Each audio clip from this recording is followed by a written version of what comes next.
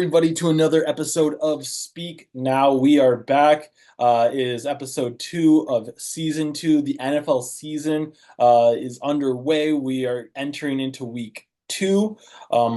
Starting this week, we're going to be doing weekly episodes each week. We're going to get back into pick'ems later down in the season. It will be really great. We got some MLB action, just under a month before the playoffs start. It's going to be a absolute killer playoffs. Um, our first segment is going to be talking about who we think is the World Series favorite. And I'll be honest with you guys, looking at the standings, looking at the teams that have been hot recently, teams that have been hot since the All-Star break, since the beginning of August, and so on. It's a hard year to pick. We might not see a 100-win team for like the first time in a while. It's a lot of good teams, a lot of parity throughout the league, which is always good for baseball fans.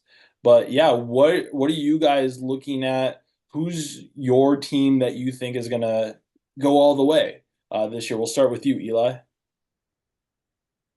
I didn't have to think about it a ton. I had one that I've kind of been feeling for the whole year. The Dodgers have been hot recently, so I thought about them, but with their previous history of kind of falling short, I went with the Phillies. I think the Phillies right now are the front runner. They had a rough stretch right outside the All-Star break. They had a couple of guys go cold. Alec Boehm went cold for a long time. But I think when it comes to, their playoff roster, they have four starters under a 3.5 ERA. They have a really good bullpen. They got it. So pretty much, with how the postseason works in the MLB, rosters more slim down rather than expand. So I definitely think you'll see, that starting rotation, you'll have four guys that are fantastic starters. And then I think that lineup, the top of that lineup is just as good as anybody's. I think Bryce Harper, Kyle Schwarber's having a better year than last year. And then Trey Turner and Alec Boehm both hit for good average, and both of them have pop in their bat. Really, my only concern was the back end of their starting lineup. I think once you hit that 7, 8, 9 hole, I think that's kind of where they lack. They've tried Whit Merrifield there. They've tried a couple guys there. Obviously, JT Realmuto's been on and off when he's been healthy. So I think that's a point of concern because they really haven't been able to find like a 250 hitter down there. Um, so that's really my only concern. And I did also note that I think another team that could compete with them, I think the Diamondbacks would also be a team that I'd put right by them just because they've been so hot and they haven't even had Christian Walker, Ketel Marte for a month. So I'm going with the Phils. I uh I agree with you, Jonathan. I just been kind of keeping an eye on the standings. Defer to you guys for a lot of the details, but yeah, I mean, as you know, kind of looked like Phillies would run away early in the year, kind of, and then the Dodgers kind of had some ups and downs and things like that, and Astros have, obviously kind of taken control of that division. Brewers in their division as well. Um, just yeah, overall, I guess I know they haven't done it in the playoffs, but I would have to go with the Dodgers and Otani and the excitement. I've got the 50-50 chase going on there. It's hard to compete. I know the Phillies can, of course, but and then the Orioles and the well, not as much Yankees, but the Orioles definitely as far as lineup and being able to put up runs and go against that top pitching, as like Eli said, kind of the lineups tighten and things like that. I guess a surprise team I would potentially put out there, because we have had some surprise teams the last couple of years. Obviously, last year's World Series would be a perfect example of that. Would be the Royals in the American League. I think a lot of the young talent. You got a couple guys in their starting rotation there. Obviously, Bobby Witt Jr. I know he's slumped a little bit lately. But you know how that goes. He can get hot the last 2 or 3 weeks of the season, and everybody will forget about that. Him and Vlad Guerrero are going for that batting title. And if it wasn't for Aaron Judge, I mean, Bobby Witt probably running away with the AL MVP. So they would be my surprise team. Yeah, I like the two surprise teams or dark horses that you guys threw out there. Eli with the Diamondbacks, Steve with the Royals. Those actually are my two dark horse teams to make it to the World Series. As you said, Steve, like Bobby Witt Jr. is just absolutely ridiculous. Love his game. Love what is doing for the sport. It's exciting times for Kansas City sports scene to have obviously the Chiefs going for a potential three-peat, to have a young Royals nucleus that looks like it can compete for years to come. Um, I will say my favorites, I think going into the postseason from the AL would be the Astros. It's just they're they're just hard to beat in the playoffs. I know that they have been beat in the playoffs, but really not consistently by one team. It feels like they've just been really good. Um, I think the team though that I'm looking at as a team that can really make a run for this, that's been really hot as of late, is the New York Mets. The New York Mets are 7-1 to start the month.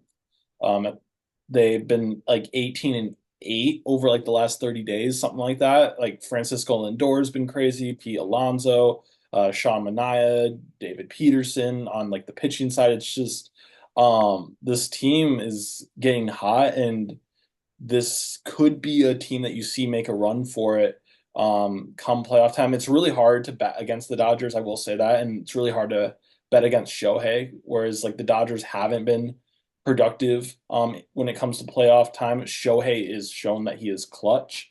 Yes, we haven't seen him in the MLB postseason yet, but we have seen him in the World Baseball Classic for Team Japan. And for the Japanese team, he just absolutely dominated. Obviously, I know he's not pitching, but you go to the him versus Mike Trout to win it. Like that is clutch. This dude has the clutch gene for sure. I wouldn't be surprised if the Dodgers just dominate. But I'm gonna go with the Mets as my team to sneak by and win the title this year. I will say you're mentioning a Francisco Lindor. I think he's in the same situation as Bobby Witt. I think if Ohtani wasn't having such a good season, I think Lindor would have serious consideration for MVP. I think for a bounce back year, he's easily the second best player in the NL. He definitely has a 30-30 season, I think, locked up. I think he's one of the better shortstops graded wise as well. So I mean, it sucks for both of them having two shortstops having Bobby Witt's year is historic. Lindor having a great season. Neither of them are going to get any consideration. It's probably two unanimous MVPs. Well, and you can make the argument that Lindor should actually get some MVP votes. If not, maybe even be the MVP. I know that's ridiculous to say with what Otani is doing, but Otani is a DH. Like Otani doesn't play the field. Like yes, he hits well for power, hits well for average, can steal. He's not pitching this year, so like that's out of the consideration. Doesn't play the field, and Francisco Lindor plays the field at a high level at a key position. So I think there is an argument there for Lindor to win. I don't think you see that this year. Maybe if it was like a year later, maybe you have Otani fatigue. I don't think that there is Otani fatigue in the MLB. I think he's just as exciting as he has been the last couple of years. And yeah, I agree with you. It will probably be too unanimous. But man, Bobby Witt and Francisco Lindor have really had some really great seasons. Yeah, I would agree. What do you guys think on like Cy Youngs? You think Scooble and Sale, or do you think they're gonna go with guys with the on the a little bit better teams? What are your guys' thoughts there? I think that's unanimous as well. I think the awards are super chalk this year. I know people have mentioned Emmanuel Clase for the AL, but I think Scooble's just the way that he's top three and he's number one in wins. He's right there in strikeouts. And he's number one in WHIP. I think it's hard not to give it to him. I think we're kind of past the days of reliever being considered for the Cy Young. And I don't think Clase has quite enough volume. but I think Sale pretty much has it. Nobody else in the NL is super intriguing to me. Yeah, I feel like for a reliever to win it, it has to be a really special season. Not to say that Clase hasn't had a great season, but you think of like a season like Eric Gagne, like back in the early 2000s and stuff like that. Um, like not to say I get that relievers have one in the past. I kind of side with you there, Eli. I feel like in today's day and age, it would have to be really, really special to see a reliever win Cy Young. But as Tigers fans, like we're used to our Cy Young favorite getting just getting snubbed, right? Like we saw that happen to Verlander a couple times. So who knows? But yeah, I feel like Skubal should be definitely the hands down AL Cy Young. I think NL it becomes a little bit more of a conversation there. I think Chris Sale definitely I'm leaning towards, but I think Paul Skeens is just I don't want to shortchange the hype and what he's done for the game of baseball. And just, I feel like there is a level there where, yes, he doesn't have necessarily the same counting numbers as Sale because he hasn't pitched the whole year. But I could see that as like this is the, like, because he's been dominant enough. It's not like you're just giving him the slight edge because he's a rookie, like, right? Like his ERA is like barely above two. He's has a chance to actually have like a sub two ERA. His strikeout ratio per innings is just ridiculous. He's gonna could creep up close to 200. Probably won't get 200, but he could definitely get in like the 170 range. For a guy that started pitching in May, I think that's something to consider. Sale, I think they do give it to Sale. I think he's paid his dues.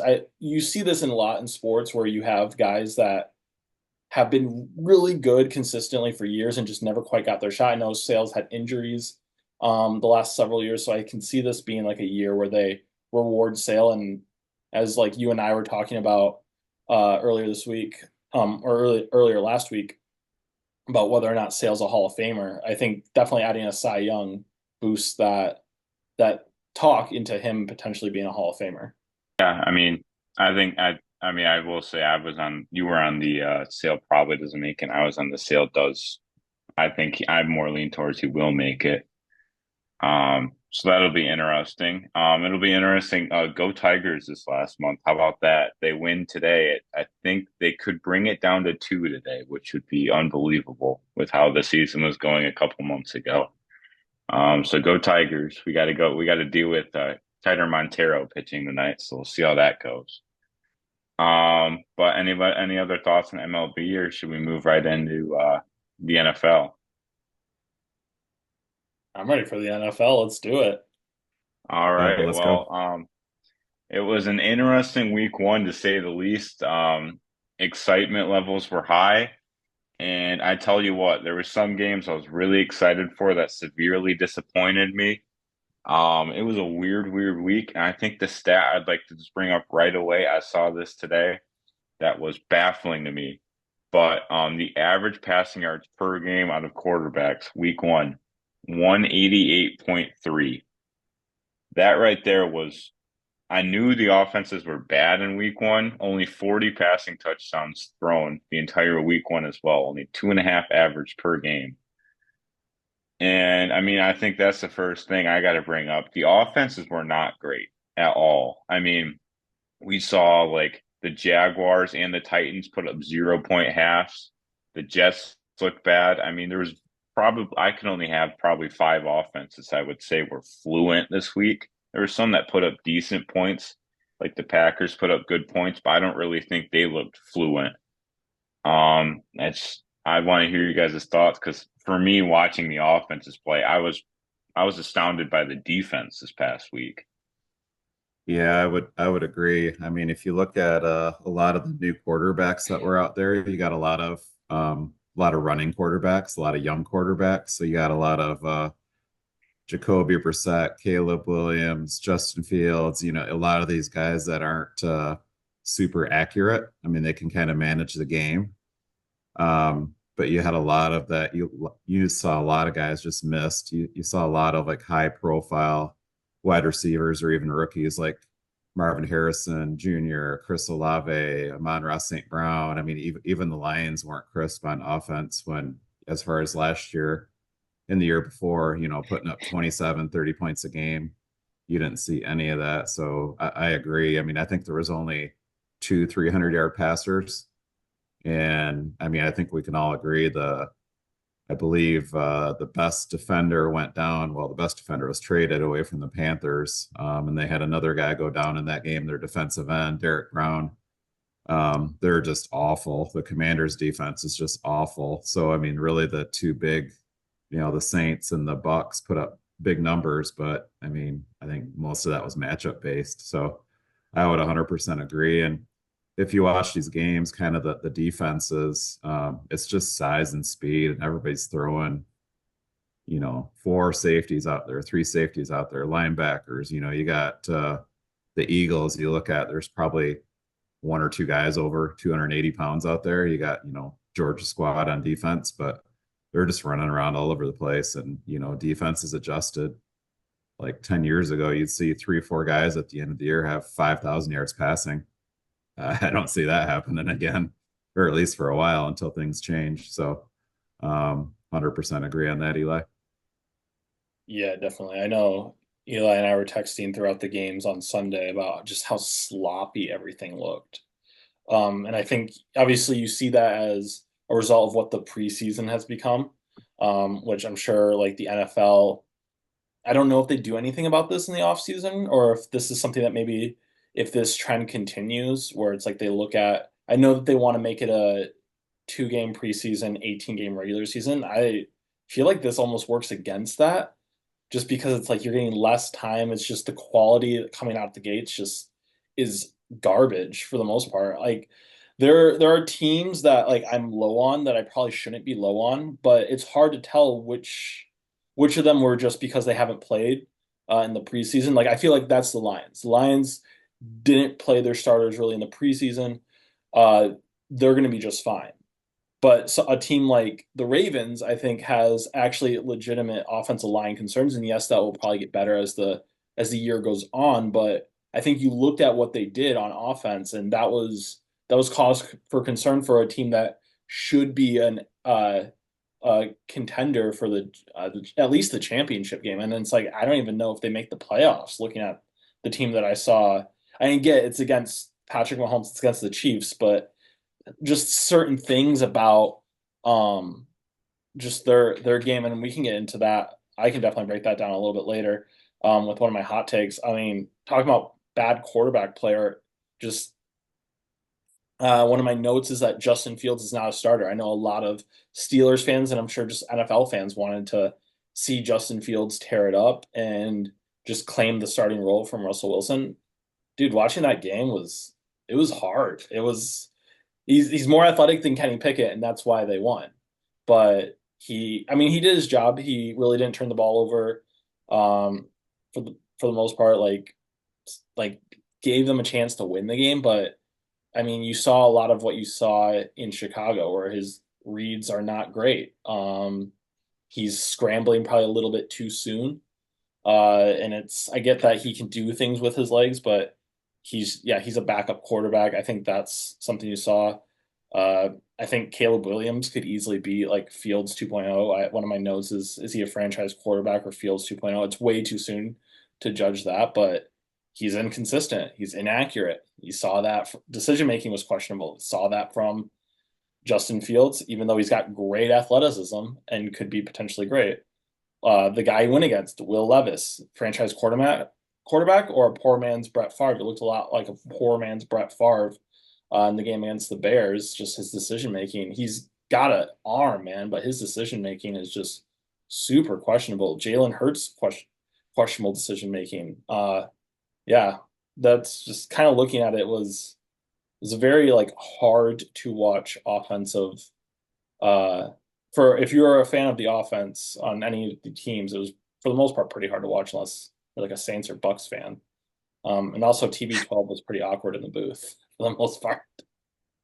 Yeah, I was going to say we might have to talk about Tom Brady probably being poor Greg Olson got booted to Team Two and won like the broadcaster award just to get paid this Tom Brady $100 million or whatever, however much they're paying.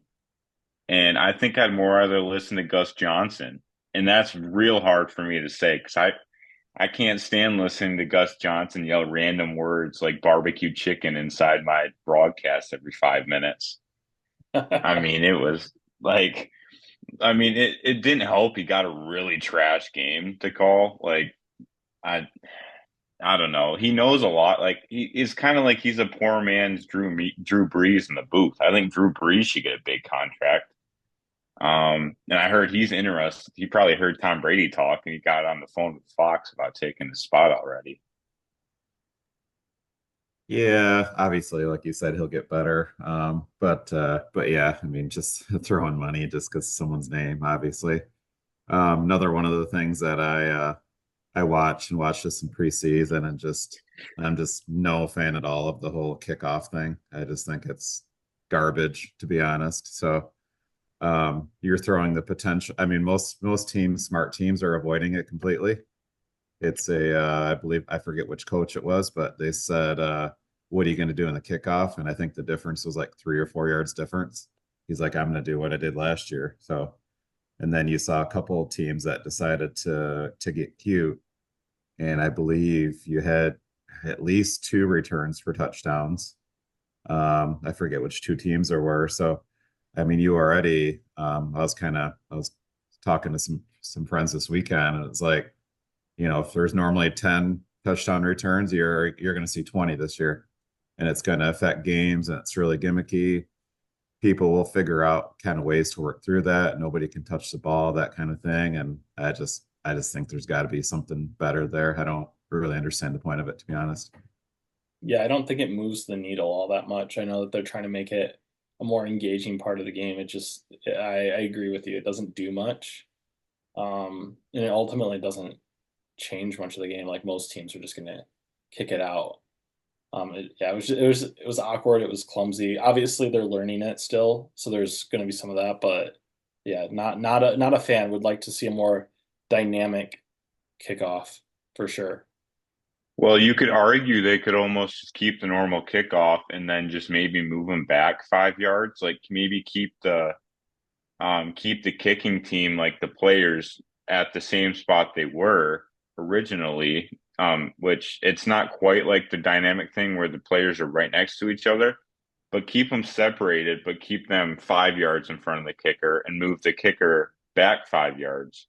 That will give the NFL more potential returns, as well as there won't be as much like you won't get the ball at the 30 as much where they have it now.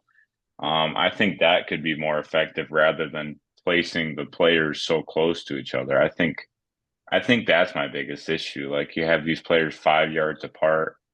That part makes zero sense to me. And then I mean, onside kicks are eliminated at this point. Like you can only do them in the fourth quarter. Like I don't know. Like the Saints probably wouldn't have won the Super Bowl if they weren't able to do that at the start of the second half. Like it's just stuff like that. And then they say they're going to ban the hip drop tackle, and then you see last night a perfected hip drop tackle. By the way, it was a great tackle. That's exactly what they tried to ban. It's like you can't make all these rules and then just not put them into place. But I would prefer if that didn't get called because that's the only way he could have tackled them last night. Yeah, the problem is you're going to see that called at a really key time during a really key game, and there's going to be a big uproar. Like it'll happen to say Patrick Mahomes, right? And then the message boards are going to blow up. Oh, favoring the Chiefs. But yeah, I saw at least I only watched barely 30% of the games. Being at the game on Sunday night, it was just like, yeah, I saw it at least 3 times, and yeah, blatant last night, just like you said. So yeah, what's the point of the rules? And I agree with you. Play football, um, and err on the side of not calling it or don't have it at all. Yeah, they just keep making it harder for defenders to do a good hit. You keep seeing that. Or even another, speaking of rules and things that they're emphasizing, the where the offensive linemen line up. Oh my gosh, what a crapshoot that was. Seeing that called so many times during the Chiefs Ravens game, and it's I get that players are going to learn this as it goes on. It's just one of those things where it just speaking of like the sloppy play of week one, not only was it just like inefficiency from offenses, but it was just also like a lot of I felt like we had a lot of penalties in games. Definitely the Chiefs Ravens game felt like it was just almost every other play was getting flagged for something. Which is just as a fan, like that takes you out of the experience more so. It just makes it hard to really watch. I don't know, wasn't a big fan of week one in general for the most part. Excited that football is back, but looking forward to actually getting some quality play. It just reminded me of watching college, unfortunately. Well, the Packers were another team that continually got flagged. That game, we got to talk about the game being in Brazil. I think that I'd be remiss not to mention how much like that field was one of the worst fields I've ever seen. It's a difference in like the Lions were slipping a lot, right? And they clarified that today. Like Dan Campbell's like, we got to get used to the turf because we've been playing on grass. Makes sense. They're playing on like this, like, they always think of it, they always create this new grass or stuff like this to, and they're playing on a soccer field. So, I mean, Roger Goodell is money hungry. So, they're going to be playing in Brazil in this prime time game, but players just kept flipping over and over and over. And it was that game was sloppy. And I mean, neither team was all that great that game. And then losing Jordan Love on the last play, like, it might cost the Packers their season, losing him for 4 games. I mean, I'm sure the Packers might try and do, a little deal with another team where they can, temporarily get a backup and trade him back. It's, Oh, I'll you have to know, talk about that later. But I feel like the Jordan Love injury wasn't as much the turf as it was just Jalen Carter. Yeah, that I guy. That wouldn't, guy's a monster for sure. Yeah, I mean, he was the only man. one doing anything on their defense. The Eagles defense was just horrible in my opinion. Jordan Love missed plays left and right. They should have scored almost every time they had the ball. I thought Jordan Love played horribly, to be honest. And Sam Dar Sam Darnold's the second best quarterback in the NFC North. I'll say it. Dude, Jaden Reed though was a dog. I yes, wish I would have drafted him in one of the fantasy leagues. I felt like he was going to break out this year and hit a really good. I mean, I kind of disagree with you in terms of like international games. I think it's cool for the sport. I think it's a fun event. They probably need to do something like what they're doing when they go to Tottenham, where they're like bringing like this turf that they can roll out onto the field and do that. I mean, I don't know if that will end up working. I guess we'll see, right? But I mean, I'm all for like the NFL going international as like as a baseball fan and seeing how like the international game has benefited the sport.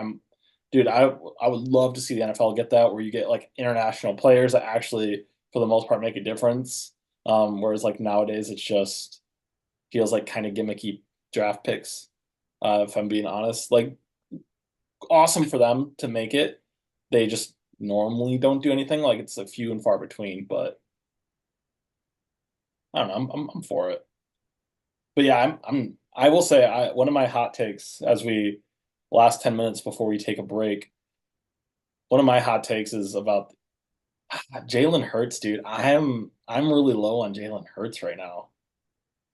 As someone that he's my fantasy starter in our competitive league that actually matters, and like he's my only quarterback rostered, and I'm hoping he does well. I the stats I have for him right now, I looked it up, and over the course of I think it's last 9 regular season games, including this one, he is 13 touchdowns to or to 11 interceptions. Like it's a little like he's got athleticism, which I think makes up for it. But I know we kind of talked about on the side about like the tush push and without Jason Kelsey, how like that's been affected. And it's like E I'm not sold on the Eagles, man. yeah, the Cowboys definitely they know how to win those regular season games because they looked really good, to be honest. They did look better than the Eagles, 100% agree with you, and the Commanders and the Giants are just, trash. They're just dumpster fires, right? So it's Eagles, Cowboys in that division. It's, maybe there's a key injury, whatever the case is. But yeah, the other thing, just watching that game last night, I don't know if it's the combination of Robert Saleh and Nathaniel Hackett. I mean, that's just you're not doing any justice. You have a super talented defense. The 49ers, I mean, like Ayuk was barely there. You had McCaffrey's backup, and they still just tore him up. I mean, it was a coaching clinic of Shanahan versus, his, former defensive coach. And it was a joke, to be honest. And, Rodgers did okay, but I mean, is anybody taking the Jets very seriously after that? I don't think so, honestly.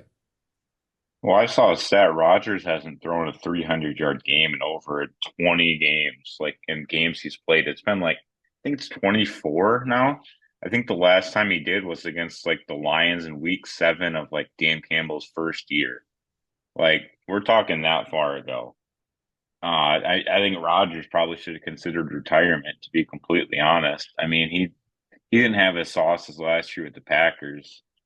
Um, and the Jets' offensive line looked pretty horrid again last night. Brees Hall's an elite running back, and he had little room. He pretty much just had to dive every to get 4 or 5 yards at most in a run. They did better in pass protection for Rodgers, but like if their defense gives up that many rushing yards, then I don't know. The Jets might be the Jets are probably the third best team in that division. Even the Patriots look improved. This is the worst part for them. They might be the worst team in that division. But Good yeah, coaching. Yeah, oh yeah, yeah, good coaching. coaching. Yeah, Patriots. Yeah, that Gerard Mayo, their staff, the way they're putting the team together. I mean, it looks pretty good. I mean, the Bengals started out slow like last year. Yeah, yeah. Go ahead, Jonathan. It was like, Uh, yeah, it was I was just gonna say we haven't whatever. even seen what Drake May can do. Like they had Jacoby Brissett out there. I will say I think to not fully go off the Jets because I think the Jets will still contend for a playoff spot. I think that just had more to do with just how good the 49ers are.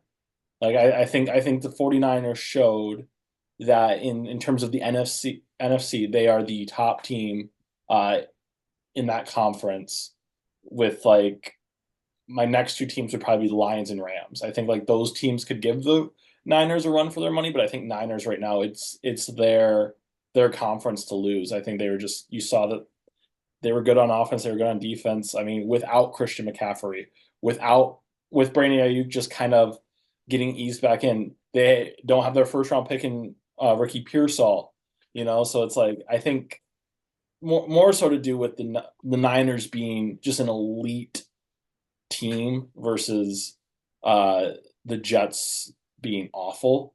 But that being said, I'd be really curious to know a stat that I'll have to look up maybe for next show is what is Kyle Shanahan's record against people from his coaching tree?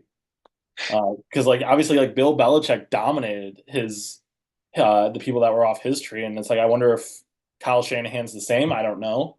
I'd have to look that up, but yeah, definitely coaching makes a lot of the difference, and you saw that in that game. You saw it in the Patriots game. Yeah, kudos I to think you saw it. I think the Chargers Raiders. I think that game. I mean, Jim Harbaugh, I think, is another coach you really have to keep giving respect to. Everybody brings up Michigan. Guess what? He's going to get no punishment in the NFL. He's in the NFL now. And I mean, Chargers Brandon Staley might be a D3 level coach because he has the same defense as that Staley had last year, essentially. And they looked elite. Like, granted, it's the Raiders, but the Raiders aren't a horrible team. Like, I won't say the Raiders are horrendous. They have enough on offense where, like, if they scored 10 points that game, and it was a first quarter touchdown. So, like, I think we might have to respect the Chargers. I think they could take the Jets playoff spot, to be completely honest. I mean, Herbert's still an elite quarterback. And I mean, they have two very, very solid running backs. And Lad McConkey, he could be the next Cooper Cup. He looks fantastic. Yeah, I know Stevie has a lot of stake in Lad McConkey. Um, that guy looked fabulous. He was super shifty. I think we might have to respect the Chargers this year, which is hard to say because I don't know the last. I mean, the last time you probably respected the Chargers was early Philip Rivers era, middle Philip Rivers era. Yeah, Philip Rivers, Ladainian Tomlinson, right? Yeah, I would agree. As yeah, I think I'm already looking forward to the Steelers Chargers week 3 because I think they're both going to go into that matchup 2-0. So I mean that's going to be Mike Tomlin versus Harbaugh. I'm actually already looking forward to that. It's not even week 2 yet. So no, I agree 100%, Eli. It's Antonio Pierce versus Jim Harbaugh. Come on. I mean, it was just totally different deal for the Chargers. I didn't completely buy into it. And yeah, as far as people giving Harbaugh a hard time, I mean, Pete Carroll did the same thing. It was coming down on him at USC, and people just kind of forgot about that. So just because he's a more likable guy, right? So um, Jim Harbaugh's just a good football coach. I mean, just you watch some of these clips where he's like dapping up Justin Herbert. I mean, you would never see, Brandon Staley doing anything like that. He just looks, weird on the sideline, out of his league, all those kind of things, kind of the, more of the coordinator behind the scenes guy versus, an actual head coach of the team kind of thing. Yeah, the Chiefs better One take. more. Oh, go ahead. I was going to say one more shout out for a new coach, Mike McDonald on the Seahawks. Another one I thought looked fantastic. Um, Seattle's defense has kind of held them back the past couple of years. Obviously, there's Geno. Geno really can't take them to the next level, which most people know. Um, but I mean, I think they could compete for a wild card because I mean, he's a fantastic defensive coach.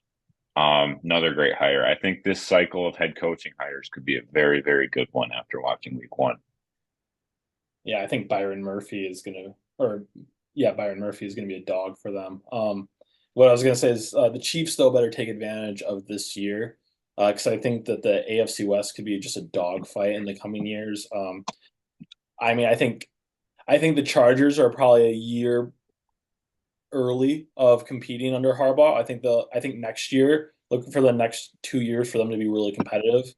Um, Raiders, I mean, I was impressed by the Raiders. I know that you guys are a little bit lower on them than I am, but even with someone like Gardner Minshew, I think if that offense line was actually like pretty good, like the Raiders are competitive in that game because their defense is just phenomenal, and they have skill position talent for sure. Um, I feel like the offense line is one of the biggest weaknesses for them. And Broncos, like I'm not too worried about the Broncos. I know Bo Nix looked like a rookie in that first game, but I think that given time, I think he will still be a pretty solid quarterback. So I think AFC West is definitely going to be a division, but we need to take a break. When we come back, we will finish up our week one recaps and our insights, and we'll also get into some controversial fantasy football talk. We had some stuff go down today. What's your opinion on it? We'll find out after this break.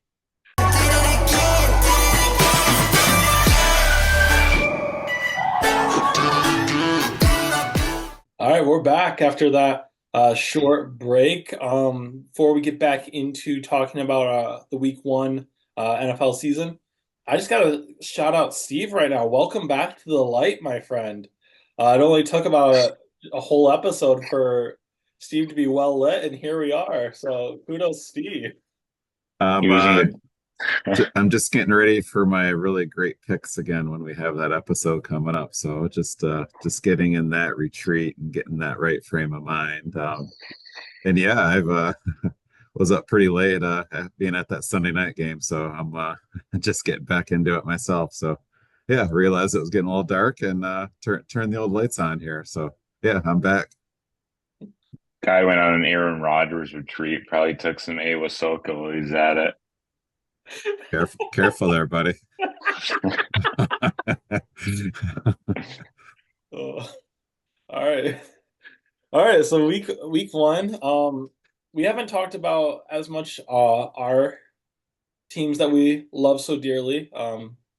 Obviously, forward down the field, Steve just alluded to he was at that game. I'm sure that was almost a mini heart attack there towards the end of it, but to get the dub is to get the dub. Uh, yeah, Steve, what was the experience like being there at Ford Field for that overtime victory? Oh, it was great. I just feel like after last year, just I think the team as well as the fans, I felt like there was a little bit more swagger watching the game. Um, there was, of course, being ahead 14 just after half, you had the big play from Jamison Williams. Shout out to him. I know we're figuring things out, details. We already talked about how sloppy a lot of the games were, and I think this one kind of fell in the same respect. But Rams have a really good squad. I mean, I know they had some guys injured and whatnot, but I mean, they threw the kitchen sink at the Lions, to be honest. And McVay's a hell of a coach. I mean, there's just nothing more you can say about that. But I mean, the crowd was crazy. I mean, you had a lot of people there the whole day, kind of doing their thing, being ready for the game. Um, it was definitely super loud, a lot of excitement. It wasn't playoff level loud by any means, but I'm sure it really played well on TV. It had, the wristbands, things like that. People were jacked. Just a lot of Detroit's just really excited. I mean, I think that nationally everybody sees that. You got, Dan Campbell on, Applebee's commercials that they're playing, opening night of the season, things like that. So um, obviously all of us were at the training camp. You can feel there's a confidence, but there's also enough people saying that, Jared Goff's not great. This, that, and the other thing, kind of still talking the Lions down a little bit to some extent.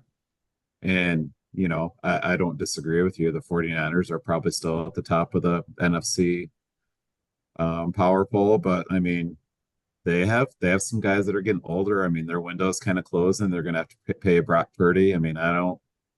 They have to make it through a whole season. I mean, I think the Lions are the most equipped in the NFC to kind of make it through that whole season. I think they're very deep, very young. Guys are getting better, things like that. I think kind of like Dan Campbell does this. I mean, I feel like, they just have their phrases. They're like, oh, yep, we're stacking wins, we're doing this, we're getting better every week. And everybody just speaks the same language. There's none of this contract nonsense.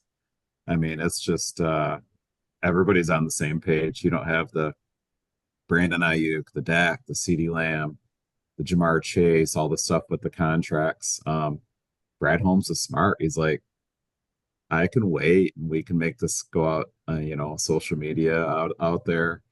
Or I can save $6 or $8 million and just pay you right now. The price is only going to go up for quarterbacks, wide receivers, offensive tackles, defensive ends, obviously alluding to Hutchinson down the road. But if anybody's going to do a solid for the Lions and work that out, it's going to be Hutchinson. I mean, I think we can agree on that. Obviously, he's going to get paid, but um, yeah, it was awesome. Just looking forward to the season and see us doing really great things. And I think we're going to clean up that offense. Yeah, I mean, piggybacking over on my end, from watching the game as a Giant Lions fan. I think watching Aiden Hutchinson on TV, obviously you saw it in person. I think probably outside of TJ Watt, he might have been the best defensive player of the week. Um, he was going against a couple tackles who aren't generally starters. So you kind of have like in the end though, it's the NFL, so next man up. So you can't use that as an excuse. He had 11 pressures. And the stat that a 45% pass rush win rate, which is like an unbelievable number. So I think just watching him, the Lions couldn't get home, but I think that's a testament to how good Stafford played. I mean, Stafford made his reads with McVay doing all of his motions. He sniffed out the defense Glenn was putting out there. That was a masterclass. Um, Great win. I want to also point out you mentioned Jamison Williams, career day. I've been on the hype train all summer. Took him early in the fantasy draft. I had trust in him. He treated me well. He had the second highest run block grade for the Lions. Like I know a lot of people are like, oh, he's the speedster. I think he's a sneaky, sneaky good blocker for this Lions team. I think everybody chips in when it comes to the run game. And he made some unbelievable blocks. So I think that's got to be pointed out a little more. I think Lions fans got to realize that too, that he isn't a one-dimensional player. I think he's an every down player. I think people don't really realize how good of a run blocker he is. One more thing I want to mention real quick is just if we didn't mention David Montgomery. I mean, I was on the way back home from that game and just listened to the post game. This guy's he worked out in Arizona in the off season. He's 234 pounds, and the guy dropped his body fat percentage from 12% to 8%. The guy just worked his arse off, and he just trucked the dudes in overtime. I mean, it was him and Gibbs back there. I'd be hard pressed to, another 1-2 punch in the NFL. That's better than that, overall. He looked phenomenal. I mean, he looked good last year. He's a great back. And just the combination of him and Gibbs can be hard to stop. And then when we, like you said, Jamison Williams getting Laporte to St. Brown, they figure all that out. I mean, it's in the offensive line. It's gonna be tough for other teams, no doubt. Shout out Alex Anzalone too. But I'll let Jonathan speak. But Alex Anzalone too, I thought he was really good. Yeah, speaking of Williams just run blocking, speaking of Montgomery shedding his body fat percentage, I think that just speaks to the culture that Dan Campbell, Brad Holmes have built in the for the Lions, and it's worked, right? They are bought in. Like a player like JMO has almost no business being like a good run blocking wide receiver, like just from like a stereotype, like, but he does because he's bought into what they're trying to accomplish. I think you're really seeing a team that has one singular goal in mind, and a team like that is dangerous. Like this could, yeah, I think at this point in the season, not Niners are above the Lions, but that doesn't mean that the Lions can't claw their way to that top spot by the end of the season.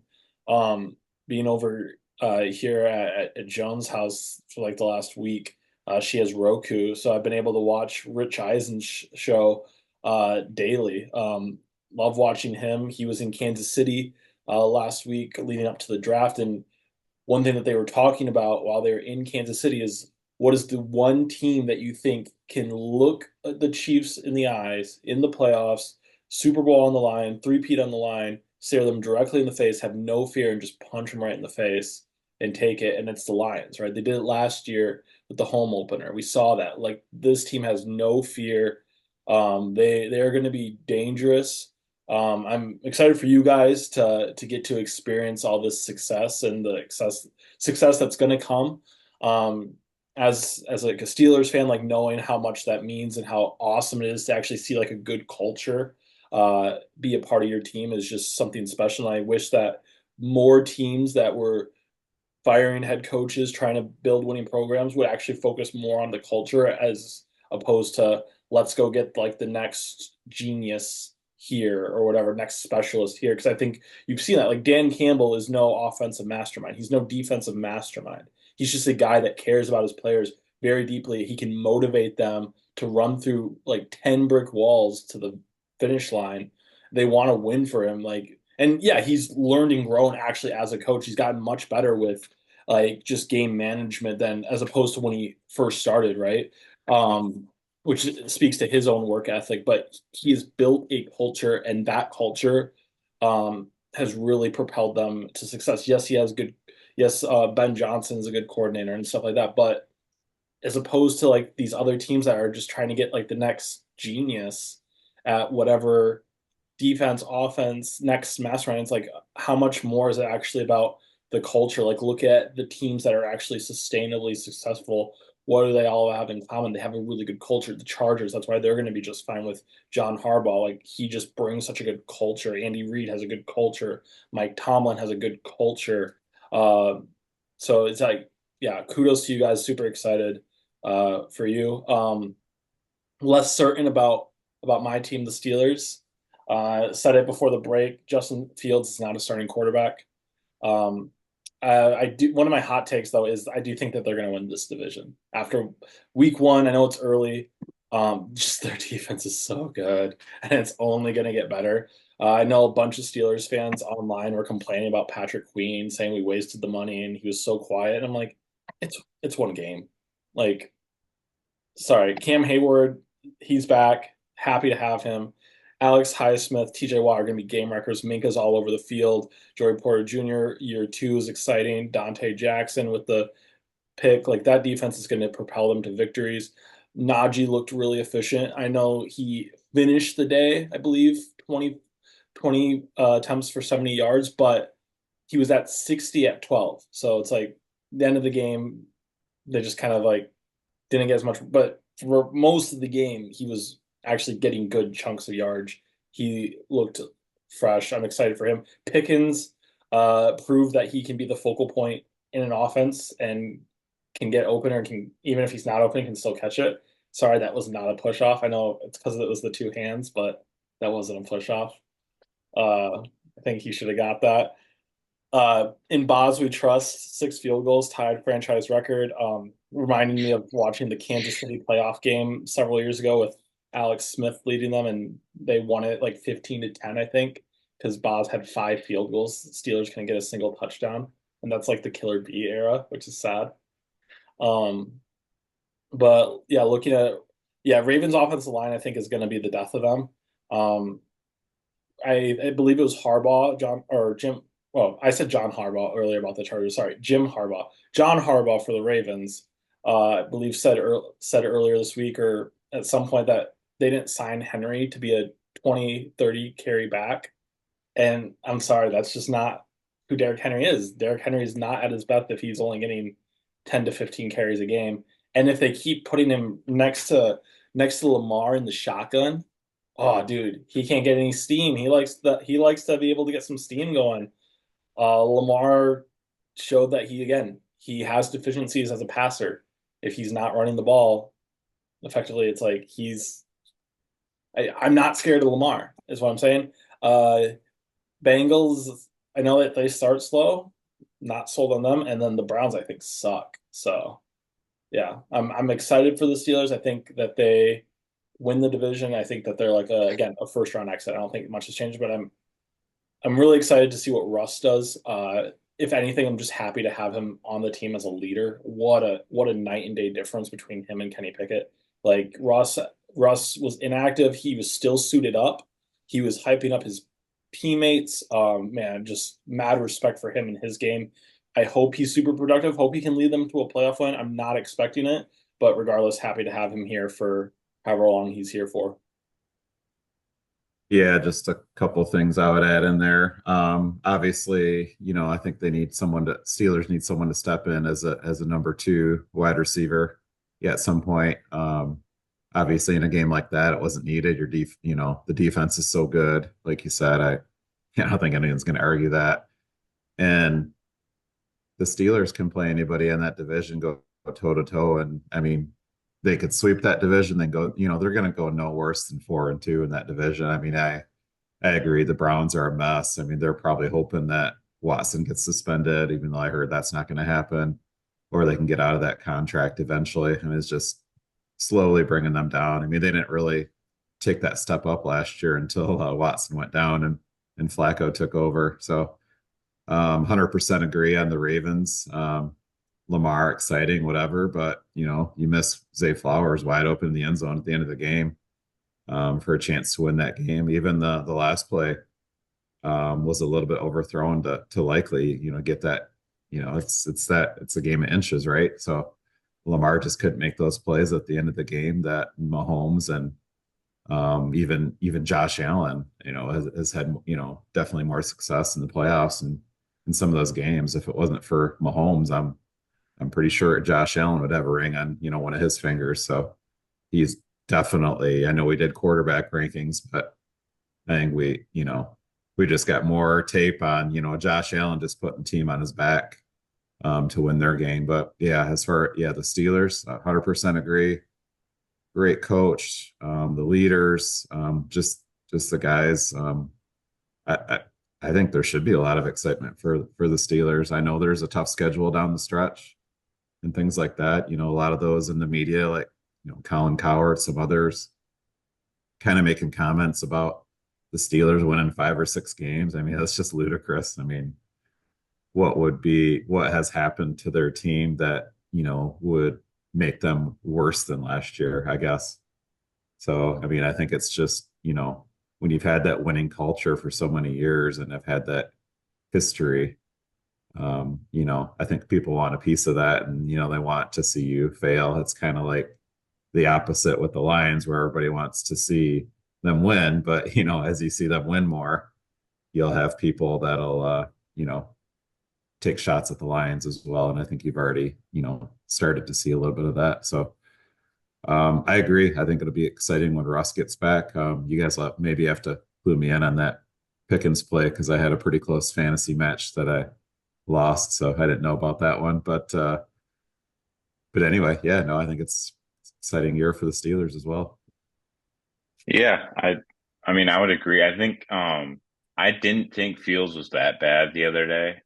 While watching him, I know obviously he did a lot of the things he usually does. I didn't mind how he played. I just don't think they could finish a drive, obviously.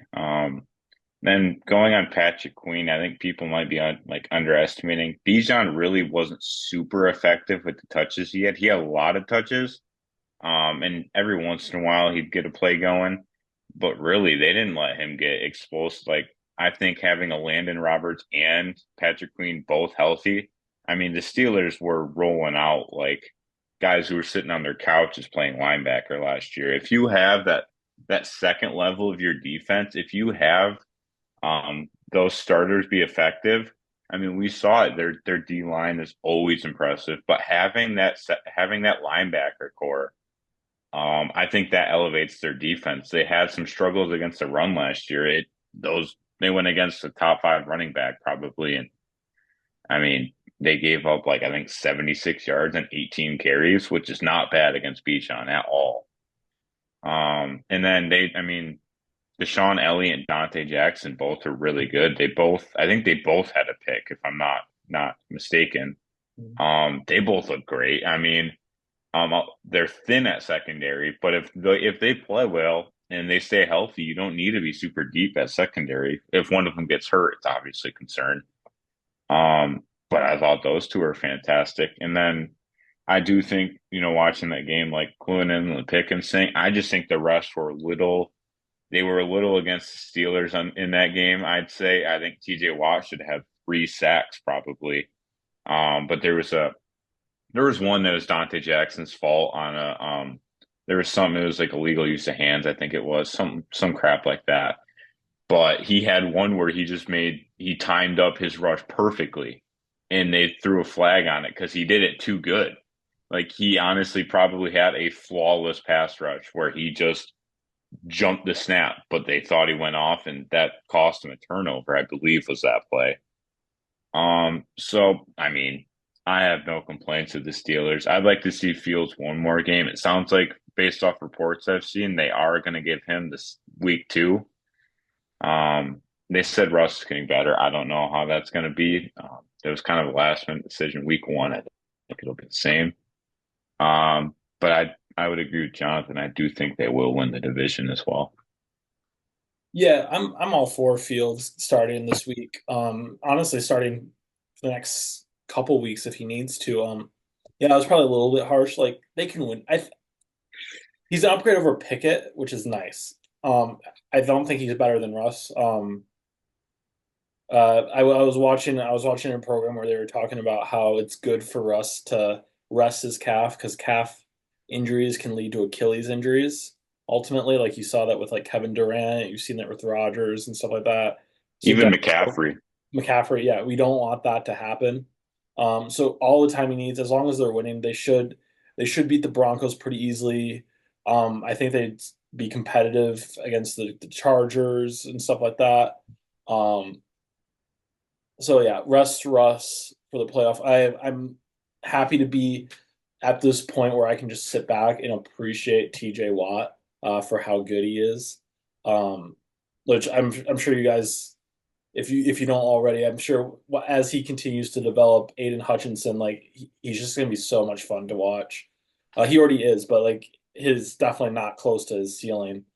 He like Aiden Hutchinson should win like a defensive player of the year at some point in his career. And I think when you guys get into that era of his career, it's going to be so much fun where you can just relish in the fact that you have someone like that. That's Thanks, Jacksonville. TJ Watt. I'm I'm just like I don't care. Like I know that there was like a bunch of arguments from like people like Coward about like, oh, trade Watt so that you can get a quarterback or something like that. No, screw that, dude. I don't want a quarterback if we have to get rid of TJ Watt for that. I want TJ Watt all freaking day. Yeah, I think Patrick Queen will be fine. Middle linebacker, actually, speaking of Peyton Wilson, the rookie that they got out of NC State. He looked good.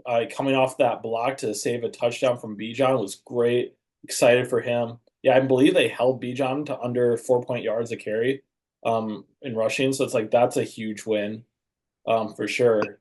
Yeah, I think they'll be fine. I think it'll be a good year. It'll be an exciting year to get to watch Steelers football.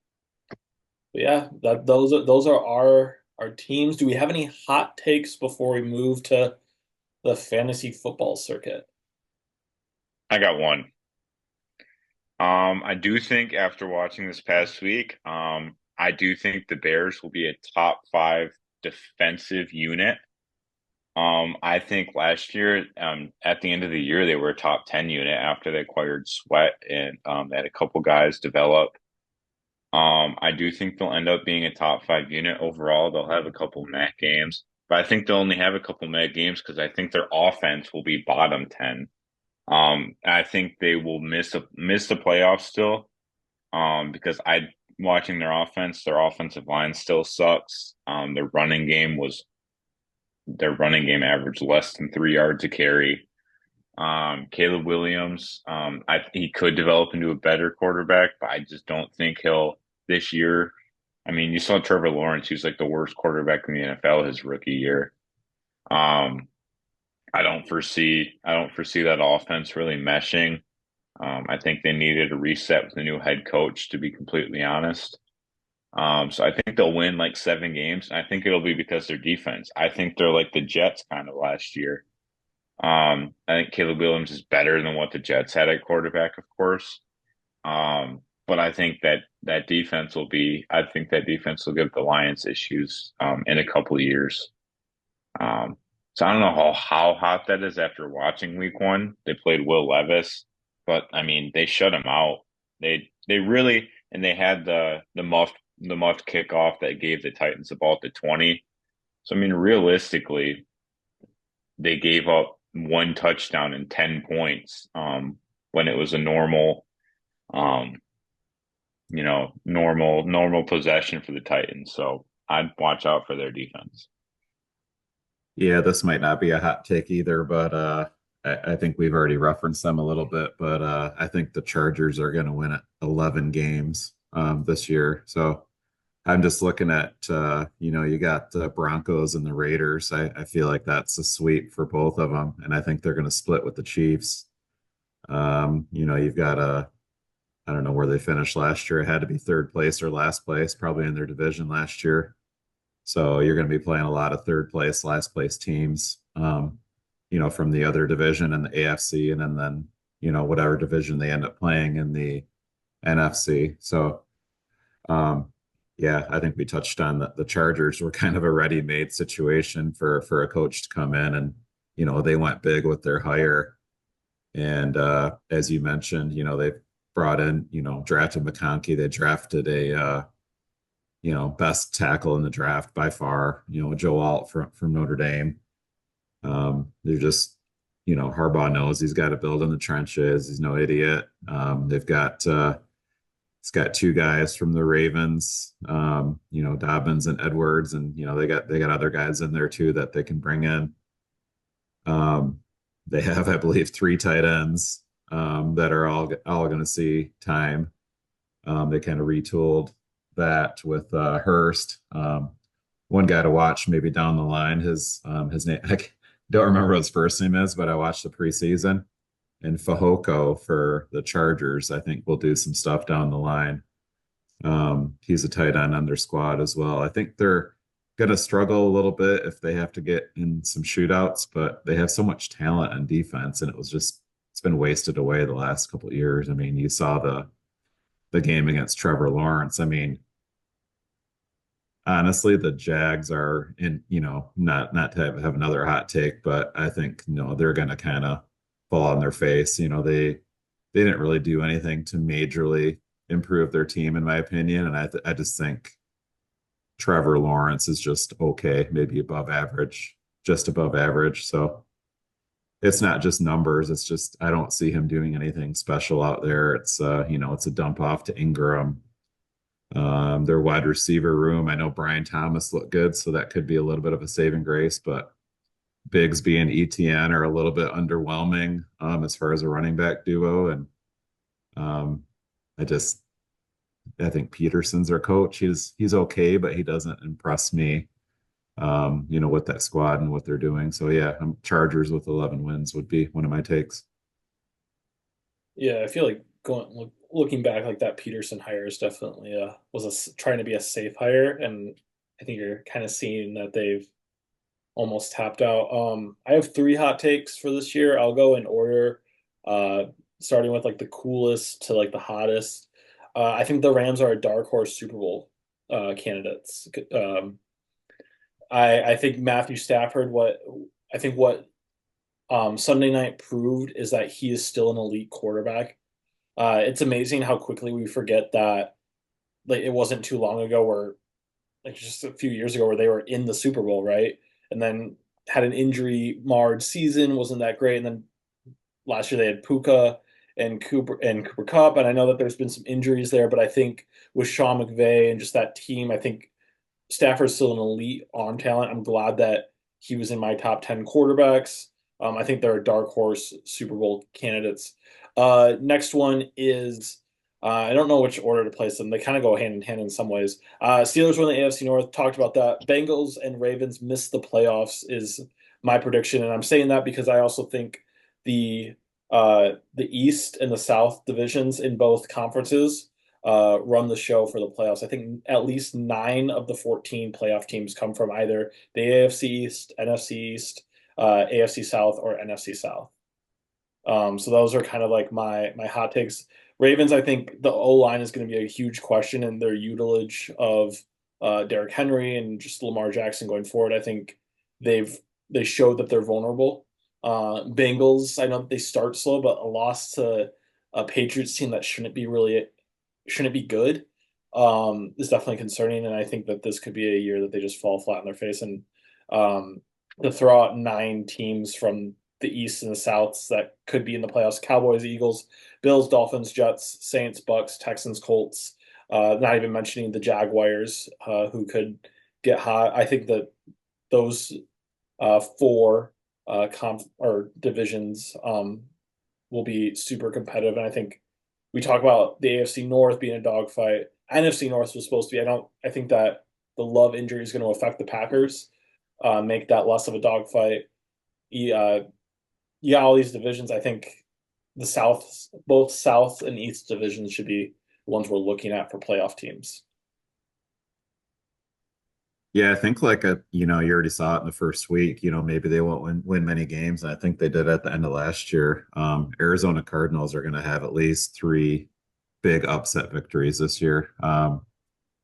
We didn't do like a major like draft episode, but they were going to be kind of one of my surprise teams. And they didn't do anything. Once they get Marvin Harrison integrated, um, James Conner's just a stud back, honestly. And they got Trey Benson as well. They've been building through the draft last couple of years. Jonathan Gannon's a huge improvement for them at coach, just to get that defensive mind, and then getting Kyler Murray back in there. He took them to the playoffs and had success previously, and now you're kind of retooling that squad. So I think they'll just miss the playoffs, but I'm going to say they're going to win 8 or 9 games, which is going to get them right there. And kind of like you said, I think that For me, that division with the Rams and the Seahawks and the 49ers, that's just super competitive.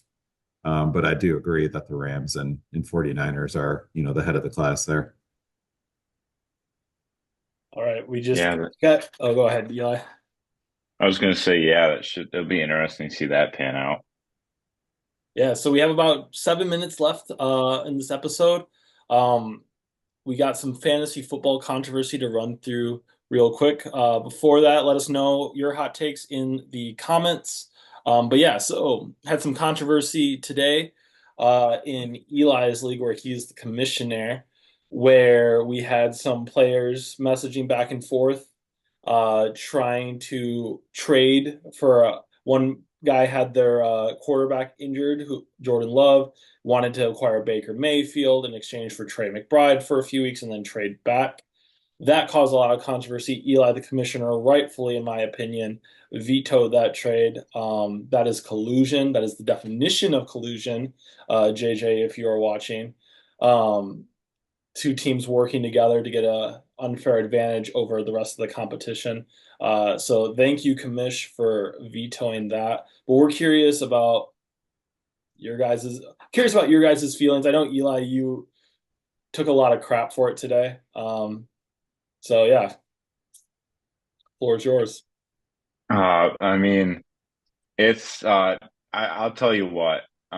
Being a commissioner of a fantasy football league, especially when I mean, I'm running a circus, to be completely honest, at this point.